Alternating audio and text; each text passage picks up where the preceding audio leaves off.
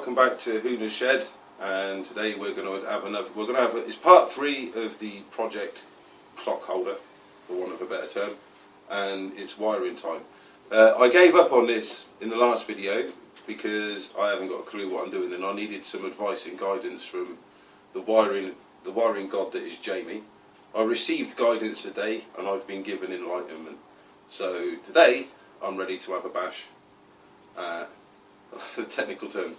I'm going to see if I can get these clocks wired up. So stick around, stay tuned with what could possibly go wrong. Right, wiring diagram for the clocks, wiring diagram for the bike, multimeter, cup of tea. Now what I've done is I've taken what remains of the clocks off, and this is the loom that went into the clocks. This is pretty much apparently redundant.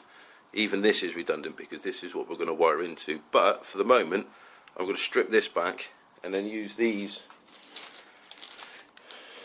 useless red. I've been told against using these because it's not a very good join apparently, but for the process of connecting that to that, I'm going to do it through there first to make sure I've got a good connection using those clips, to make sure I've got the wires in the right place. If we can get this back into focus, there we go. To make sure I've got the wires in the right place before I then do a direct connection to that, or get another coupling that I can plug in. I don't know yet. See what happens, because those are probably going to come off. What I could do actually is just solder the other side, reuse this bracket and just solder those cables into there, and then just use the same bracket. We'll see how it goes, but that's the plan for today. Right, so the first thing I need to do is get the power to the clocks. So I need a permanent live, which I've been told this red wire is a permanent. Where is it? There it is. That red wire is a permanent live. And then one of these is a switchable live. So the clocks always have power to them as long as the battery is connected. And then there's one, so when you turn the switch they all light up, and then obviously you need the return, the neutral, to send it home. It does say in the manual to put it on a ground, but I can't get a good ground, but apparently there's a neutral running in here, which is a black and white cable. I think it's that one, which is the negative going back to the battery, so I shall use that. Right, so what I've done is I've cut the end of this harness off because I don't need it. I might utilise that plug, and I'm using these, so we get it focused a bit better. I'm using these daft clips that it came with to take. Now there's the live feed, and then there's a switchable one. It took me a couple of attempts to find it. I'm not sure I'm reading the wiring diagram correctly yet, but there we go. But that's the switchable feed. So what should happen now, the ignition is off and we switch it on. Ooh.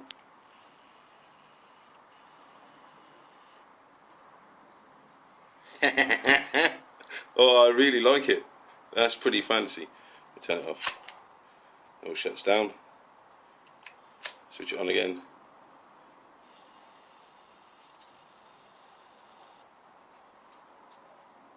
Sweet! That is brilliant. And you can change its colour, but I quite like the blue. It goes with the rest of the bike. Fantastic. So that's the feed set up. Now we have to do the rest of it. So after a few attempts and a few, I don't know, they're not really cock-ups. These things really don't make good connections. So there's a couple of these wires here and here that are just twisted together because these things just are completely useless, really. So they're just tied together. It's a bit Heath Robinson, but I just wanted to get the clocks working. So now here we have ignition on. Neutral light works. That was a dodgy connection. That's all that was just a dodgy connection. And you gripped it together again and it went. So fuel works, oil works, indicators work, and then the high beam, that light works, and the same when you hit the pass switch.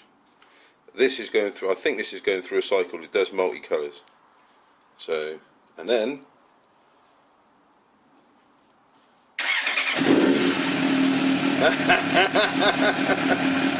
hey, that I like.